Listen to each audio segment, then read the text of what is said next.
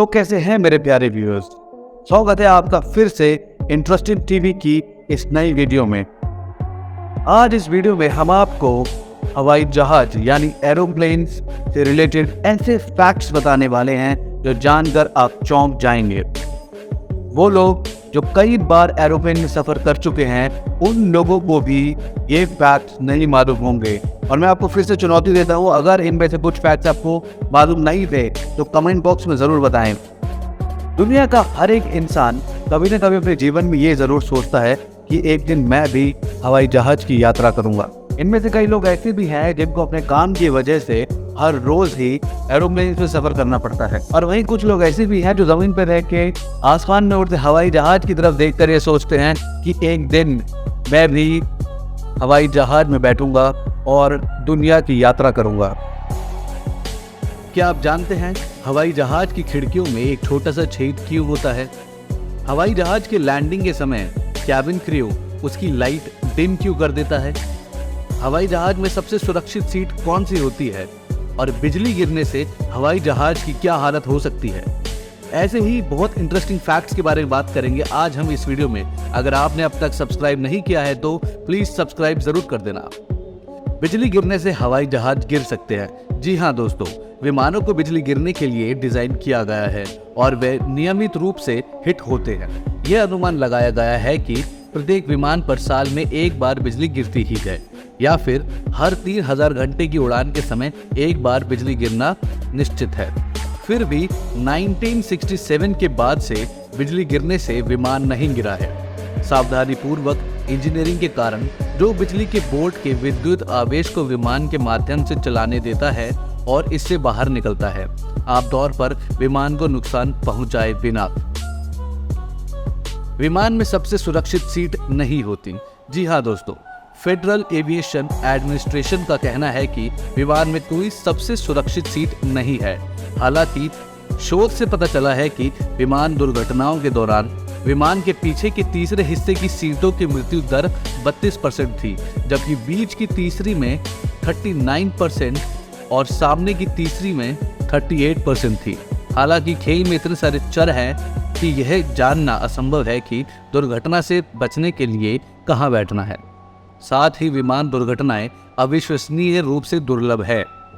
कुछ हवाई जहाज़ों में फ्लाइट क्रू के लिए गुप्त बेडरूम होते हैं।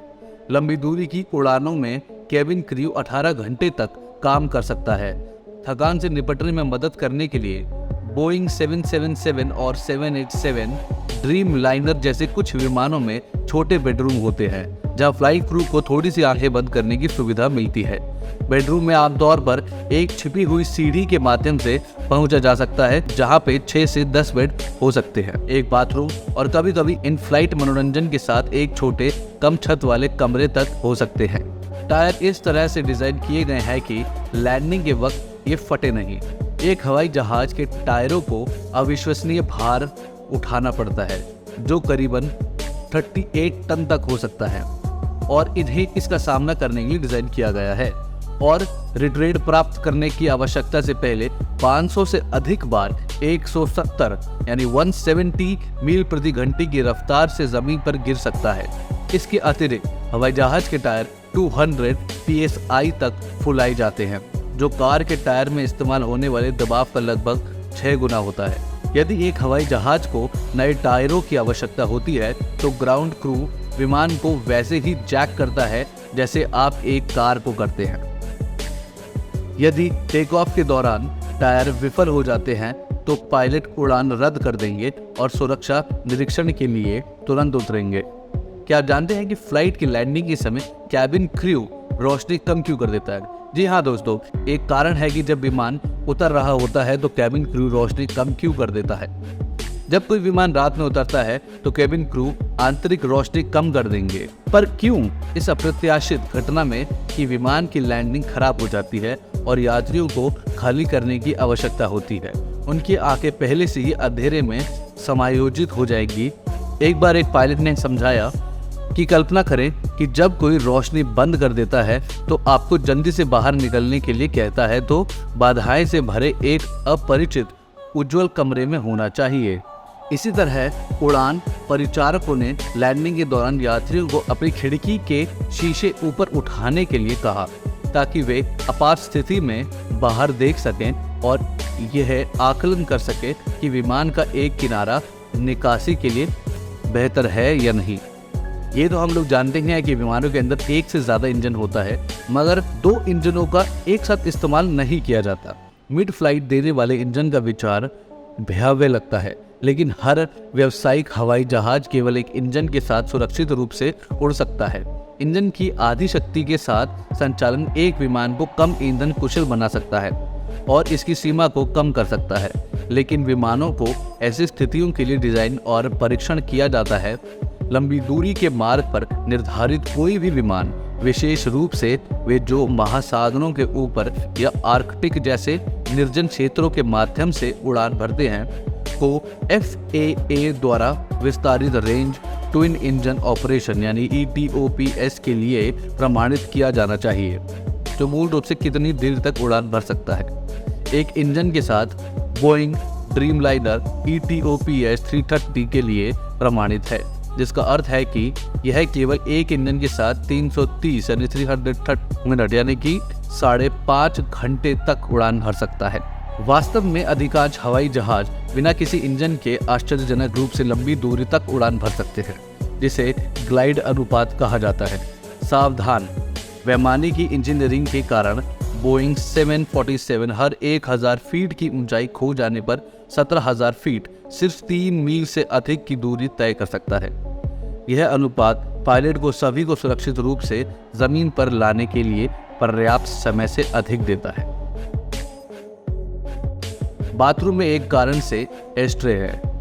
FAA ने 2000 में विमानों पर धूम्रपान पर प्रतिबंध लगा दिया था, लेकिन चीर की आंखों वाले यात्रियों को पता है कि हवाई जहाज के शौचालयों में अभी भी एस्ट्रे रखा हुआ है। कारण यह है कि एयरलाइंस और जो लोग विमानों को डिज़ाइन करते हैं यह मानते हैं कि नो स्मोकिंग पॉलिसी और असंख्य नो स्मोकिंग संकेतों के प्रमुखता से पोस्ट किए जाने के बावजूद किसी बिंदु पर एक धूम्रपान करने वाला विमान पर सिगरेट जलाने का फैसला करेगा। उम्मीद यह है कि अगर कोई धूम्रपान नीति का उल्लंघन करता है तो वे ऐसा बाथरूम के अपेक्षार्थ सीमित स्थान में करेंगे और सिगरेट बट को सुरक्षित स्थान पर फेंक देंगे। एस्ट्रे कूड़ेदान नहीं, सैद्धांतिक रूप से आग का कारण बन सकता है। यदि आप बाथरूम में धूम्रपान करते हैं तो बड़े पैमाने पर जुर्माना भी भर सकना पड़ सकता है। हवाई जहाज की खिड़की के उस छोटे से छेद का एक महत्वपूर्ण कार्य है। यह कैबिन के दबाव को नियंत्रित करने के लिए है। अधिकांश हवाई जहाज की खिड़कियां एक्रेलिक के 3 पैनलों से बनी होती हैं। बाहरी खिड़की काम करती है जैसा कि आप उम्मीद करेंगे, तत्वों को बाहर रखना और कैबिन दबाव बनाए रखना। बाहरी फलक के साथ कुछ होने की असंभावित घटना में दूसरा फलक विफल सुरक्षित विकल्प के रूप में कार्य करता है। तो कैसे लगे आपको ये सारे फैक्ट्स कमेंट बॉक्स में ज़रूर बताना। अगर आपको वीडियो अच्छी लगी तो लाइक शेयर सब्सक्राइब जरूर करना, और अगर आप ऐसी ही किसी टॉपिक पे वीडियो देखना चाहते हैं तो कमेंट बॉक्स में ज़रूर बताएं। फिर मिलेंगे अगली वीडियो में कुछ नए फैक्ट्स के साथ। Thank you so much.